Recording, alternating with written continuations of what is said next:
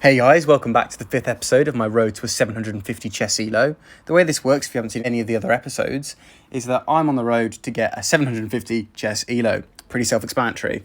Along the way, there's going to be highs, there's already been lows, we're going to get to the end, we're not going to stop until we reach it. I'm going to share some tips with you guys, hopefully you guys are going to share some tips with me, and yeah, I welcome you along with the journey, and let's get into it. With our first game here, we're white, and I'm filming this slightly differently to my other one, so let me know what you think about it.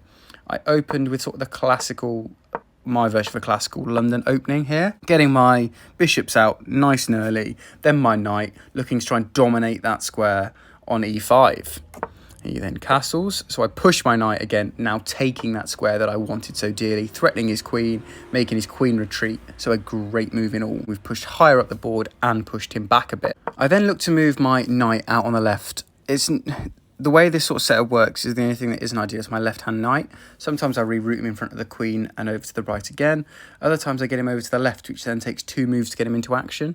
That's sort of what I went for here, but it was short-lived when my opponent played his first attack of the game. Here he's moving his knight out, which is currently harmless, but in just 1 move's time, he's going to fork my queen and my rook by moving his knight down to the f2 square. So I block that simply by moving my queen in front like so. He pushes his pawn, not too much happens, and then like I said, I get my knight in on the second move, so it's now in quite a threatening position. It's not doing anything right now, but it's just a bit annoying for them. If you think how many squares it's covering here, a lot of centre squares are covered. And then it's cast for myself, as he threatens my bishop there, so I just rock him back to where he's safe. Although I can see here, I think my opponent's planning to trap me. I think in his next move, he's going to end up moving that pawn to h4. But there's not too much we can do other than threaten his knight away. So, okay, we successfully threaten his knight away. But the great thing about how I've set this up is that I've got a lot of pressure on that square. I can immediately take back with my bishop. In hindsight, I probably would have been better here taking with my pawn, because he can now take back with his knight. And then if I took with my bishop, I still have a bishop left. Whereas if he takes with his knight now, and then I took with my pawn, I'd only have a pawn left. Let me know down below in the comments if that makes any sense to you guys at all. So yeah, he's taken with his knight like that, and then I've taken with my pawn. Whereas if I took with my pawn originally, and then he took, I could then take with my bishop. Anyway, he carries on pushing the pawns like I thought he would. And it's not the best fine pawn structure here, and he immediately threatens my queen. So I just block that, which again, fine, but that nice sort of safety den I'd built for my king has just been completely eroded. I have kicked his bishop back there, that's a start. I'm looking to push here and get his pawn out of the centre. I have some quite misshapen pawns at the back, so it doesn't really matter if I lose that one. But he's immediately gone to protect it and threatens my knight, so I'll just bring that knight back, save them. And he's now putting pressure to try and control the centre. So I'll move out the way again, like so. And he'll continue pushing. I really think he's just trying to upset my structure here. And at this point, I'll try and threaten his queen. His queen moves out the way, and I'll take, and he'll take back. I'll then threaten his pawn again, like so, and he's going to continue pushing down this side. I'm just going to slide my queen over, actually looking to target right at the top, that a7 pawn, and try and look to get him some form of checkmate, but he's now putting a lot of pressure down here on my king. Then, guys, I have absolutely no idea what I was thinking with this genius move of hang the queen. I bet he didn't see it coming, because what a bloody blunder it is. That is not ideal, but we'll move. And you know what we'll do to capture back? We'll threaten his rook. And then what will happen? We'll have our knight taken. Perfect. Just what we wanted. That's 12 down. I'd had a long day at this point, guys, so I'll be honest. I hit him with a good game, and I retired. Resigned, even. It's not ideal, but, you know what? I just thought there's no point wasting this guy's time. I've had a long day. I just want to play some more chess. Let's get into it. So, on to the next game. We're certainly going to hope for a better result in this one. Again, we're white, so I'm going to come out with my sort of London opening. Moving the queen pawn, then the bishop. Then the king pawn to support the two, then the light squared bishop, and then sort of complete a pawn triangle.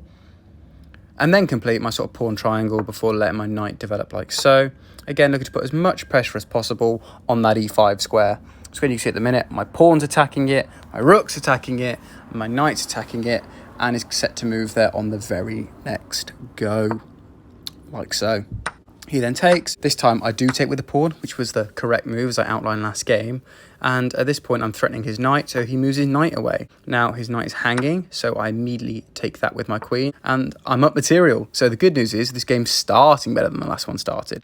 He threatens my queen, so I move her out the way and give him a little check. To which he then pushes his pawn, so I immediately retreat my queen back. Nice wasted move, Joe. Great move. He then threatens my pawns with his pawn, so I immediately take. And again, I've got some sort of triangle going on in the middle before he takes my queen. Not ideal. Not ideal at all. I take back with the bishop and he's +2. So it could be a lot worse considering I lost a queen, but it's also not ideal. He then centralizes his queen and she's in a really strong position here. She's threatening a lot of different squares on those two files, one of which being b3, but it's okay because I highly doubt she's going to sack the queen for the knight. And if she does, I'd like it. Okay, interesting choice. He's gone in here. Now, it initially looks like he's trying to threaten check. What I was actually trying to do is go after my bishop there, which is completely unprotected, which is a good spot by him. But all I'll do is just move it back, because he might have spotted it, but so did we. Move it back, threaten his queen, and have her backed up.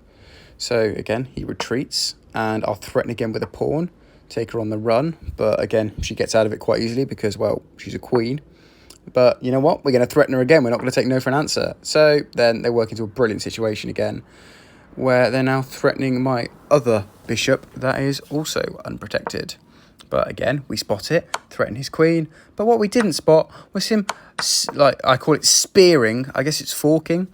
But I tend to think of forking only with a knight. Again, please let me know down in the comments if I've got that wrong. Forking my bishop and my rook. He just takes my rook. Now, the initial thought here might be just move my king out of check. Or if I do that, I'll be hanging my rook at the back left. So what I'm going to do is just bring my bishop down like so. He's not going to want to trade his queen for a bishop, so we're going to be relatively safe.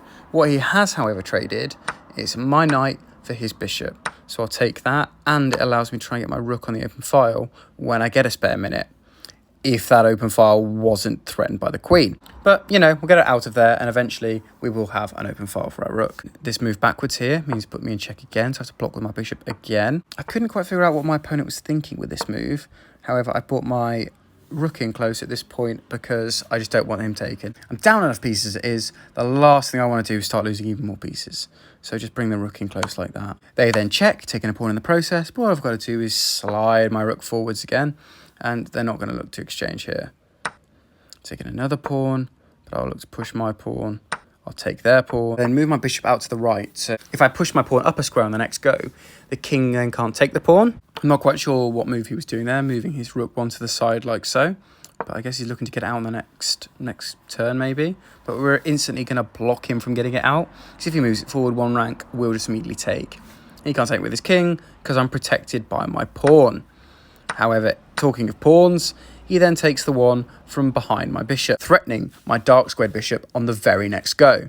However, I just check him, which prevents him from doing anything but moving his king. How sensible does it look? Well, if you've got 20/20 vision like me, amazing, because I can take his pawn and protect my dark squared bishop. In a brilliant move here, I then check his king, meaning that he has to move his king, so he does so, in doing which I take his queen. Bang, we're back up, +1. I'm 99% sure on this move he could have taken my bishop, but luckily, blessed from the level we're at, he didn't spot it. So I then move my bishop back and threaten his rook at the same time, getting them to safety. To which I presume here he's just moving his rook to get out of danger himself. I'll then look to push on the right-hand side. He'll look to try and push some pawns and develop through the centre. But you know what? We're not having any of that development. We'll just take the first pawn. So he'll push again on the right, and guess what? We'll take again on the right. We are now kind of in control, but not really because we're only +2. I then spot this genius move here, hoping that he takes my bishop. That's right, I'm trying to sacrifice my bishop. But on the off chance he doesn't spot it, he might also not spot that I've come up behind his rook. He then does spot it. First part of the plan complete. He takes the bishop. But what do I do next? Not spot the part where I can check him and then take his castle on the left-hand side. I just sacrificed the bishop because I'm a low-level player, not because I'm a genius. I move my bishop out like so, threatening his rook. He then moves his rook out the way. I then move my bishop a bit in tighter, like so, supporting my pawn, stopping him from taking that, even though my castle's at the back. He then checks me. I'm really not sure what he was trying to achieve and trying to throw me off. So I'll just move out of danger casually. He's looking to push on the left, but I'll just check him. He'll then move to the back rank. I'll check him with the pawn. And then this is where he absolutely blunders. He moves inside, meaning he can't move to the left. He can't move to the right because my pawn is blocking those two squares. At which point I'll just slide the bishop in like so, protected by the rook. That's checkmate. Or it would have been if I'd have given my pawn any form of protection. That's now taken and he's out of check. Okay, this threw me out of kilter slightly as I thought I had him checked. But what I then did was just move my bishop out of the way, check him again, force him to move his king. So what he did, luckily for us, was move him back, which gave us a second sort of bite of the cherry. Had he have come forwards, it would have been a lot harder for us to deal with. So we then retaliate by moving our pawn forwards and trying to, have a second attempt at this, trying to pin him in the back. He responded by trying to push his pawn down the outside here. I think what he's going to do is on his next move his right-hand side pawn to sort of b3, and then he's going to takes and try and promote at the back. However, we don't give him the time to do that, and this time checking with the pawn, backed up by the rook. Our opponent clearly hasn't learned from last time, because he has the option to go right or left giving him much more safety, but he goes to the right, meaning my pawn now has control of the squares either side of him. What I then choose to do is push my pawn to stop his pawn advancing any further. I can then potentially look here in two moves to move my bishop in behind, take his pawn on the next move, and then move in between the castle and the pawn on the right-hand side. But for some absolutely unknown reason, he moves his castle forward, gifting me checkmate on the next go. Thank you very much for coming. On to the next one. Okay, so we're into game 3, and this time with the black pieces. Now, full disclaimer, guys, I have been slightly labelling this wrong. I tried to play what is known here as the Caro-Kann defence. Now, this is where you push the pawn in front of your bishop, and then so you follow that by pushing the pawn in front of your queen to combat however white is developing in the centre. However, it's only called the Caro-Kann when they push their queen pawn, but I still need to do more research around this. Again, I know I've asked you guys a couple of times to comment down below, but if you do know the answer, I need to go away and research it. Maybe I'll bring it to you guys in the next video. If that's something you'd like to see, let me know. If you know the answer and you think I'm an idiot, also let me know. But that's how I've done it this game, and I just tried to push and dominate the centre with my pawns as I'm only just learning this opening. I'm nowhere near as well versed in it as say I am with a London, but my opponent develops relatively normally. So the first thing I'm then going to do is get my bishop out, just try and be a bit of a nuisance, try and pin his knight to his queen, or even take his queen. He takes in the centre, so immediately we take back, and now we've got two pawns nicely dominating. Takes again, so you know what, we take again. Now we have two pawns in the centre. Yes, the guy has two knights, but he doesn't really have any lasting say. He then moves to the left. He can't take my back pawn with his horse, because why? My queen will just ride out and take him. So off to the right-hand side of the board as we look at it, he goes. And I'll throw a check to the king. They'll block. And now I thought I was an absolute genius here, sliding across and taking his knight. What I didn't consider was around the direct firing line of his bishop. Goodbye, queen. About bloody 5 moves in, I'm 5 points down. Nice. And from here, I'll move my knight because he put me in check while doing it. Great move from him. He then threatens my bishop, so I'll retreat him and get him to safety. Again, what I probably should have done here was move him back to the F file instead of the H file, just because it opens up more lanes for him to attack. But alas, we'll just move him back, rock him back. And because I didn't do that the first time, I've now got to move again a second time, which, to be fair, I would have had to do anyway, but I'm now in a much worse position, much less squares to attack from that bishop. He's going to continue this assault with his knight.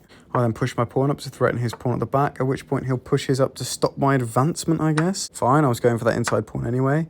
He'll then take with his queen, immediately threatening my knight at the back. I really should have had alarm bells going off here.